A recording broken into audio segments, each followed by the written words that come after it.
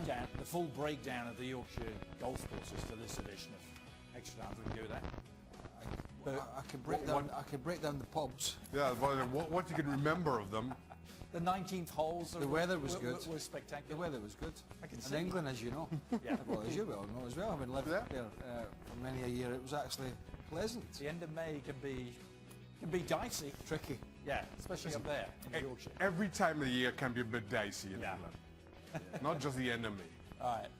Good to have you back, sir. You may have read or seen a little bit about the Sergio Ramos, Mo Salah tangle. Is it still going? Yeah?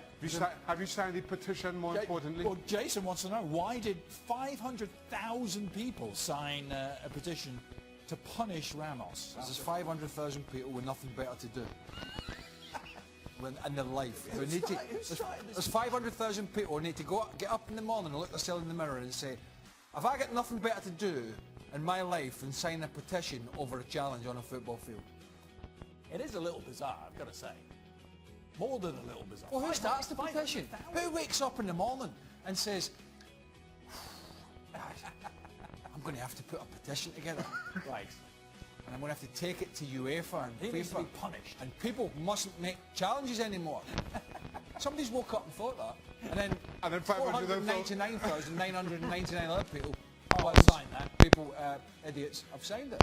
Yeah. And you honestly got nothing better to do. Yeah. Oh, goodness gracious me. Apparently not. I don't know if It'll be 600,000 tomorrow. it will.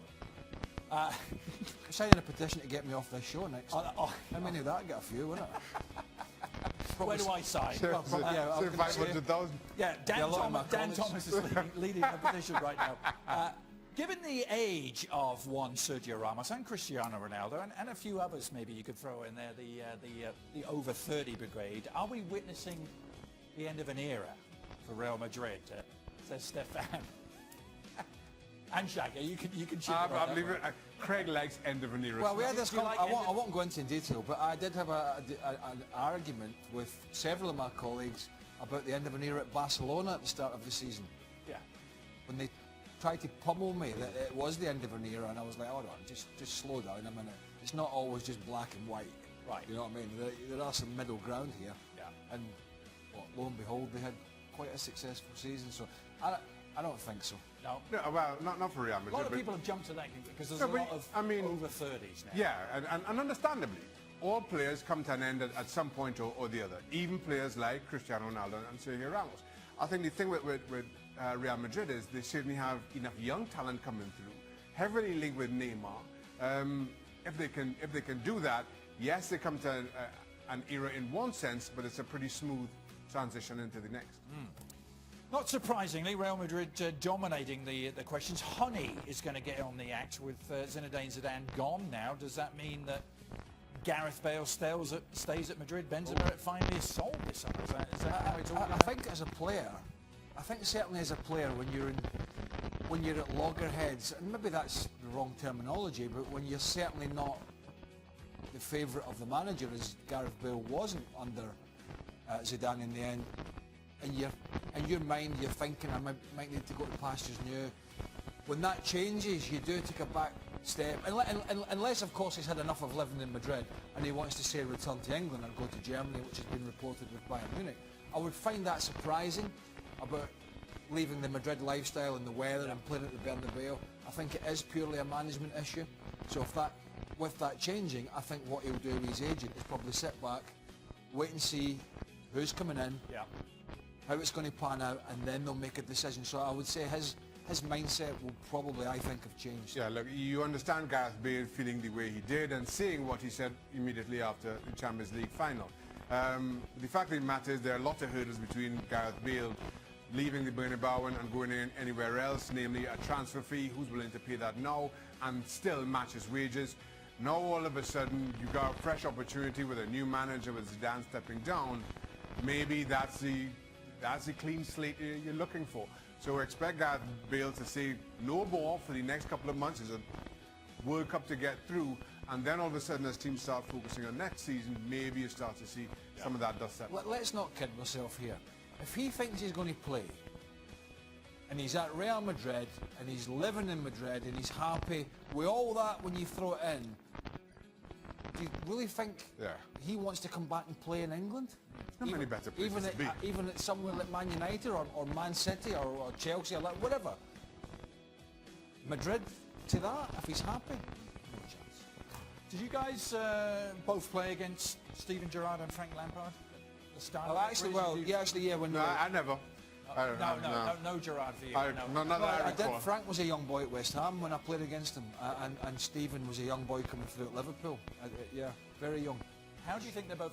So they both, bizarrely enough, have turned down full-time TV punditry, which they've been doing a bit of this year, and have thrown their hand in the club management. How are they going to do? Lampard's going to Derby in the Euro team, and Steven Gerrard. Well, they would pop up in the punditry now and again. I mean, they weren't exactly on every week. Right. Frank in particular spoke well, in my opinion. He's Steven Gerrard taking the Rangers job is a huge job. I mean, it's like people are saying, oh, you know, it's a good one to just test. Just give a compliment to another broadcaster. I don't think we've heard that before. What's that? You're saying Lampard was a good pundit? No, I didn't say he was a good talker. Oh, good talker. Okay. Glad we clarified. I mean, it's.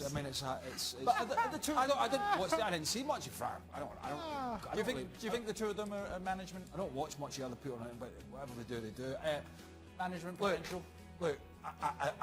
I don't know because Gerrard's gone into a very difficult situation at Rangers. It's very fractured behind the scenes. They're miles behind Celtic.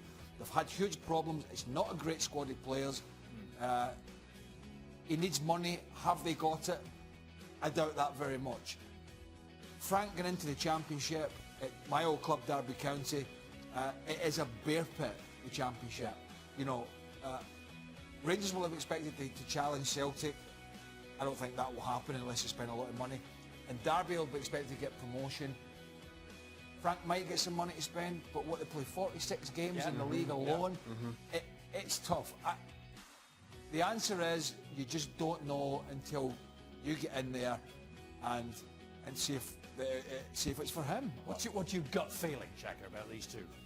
I'm like, right, I can't make a decision. It's such an inexact science. You've got great players who make great managers. Zidane, who also in the headlines, Pep Guardiola. You've got players or managers who never played the game. Yeah. Say Alex Ferguson, Jose Mourinho. Whoa, let me stop. He did play. Not to that level is what I'm saying. Not to the level that we're talking about here. And in terms of management. And you have everything in between. And plenty of great players have not made. And have failed. A number of great managers have failed. Well, I played under Ruud and played under played under Ruud Gullit, and the big man struggled in that department.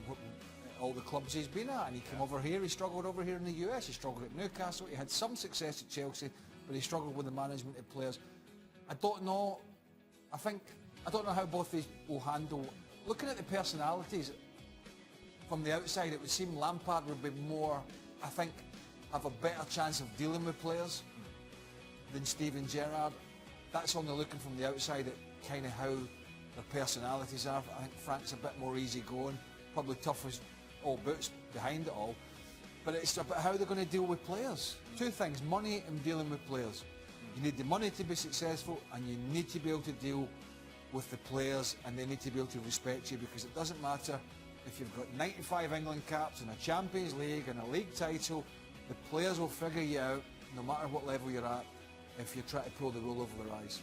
It's going to be fascinating watching them begin their managerial career. What is even more fascinating than that, Craig, is when you get to make your World Cup I thought he was going to be manager. The World Cup predictor is over there.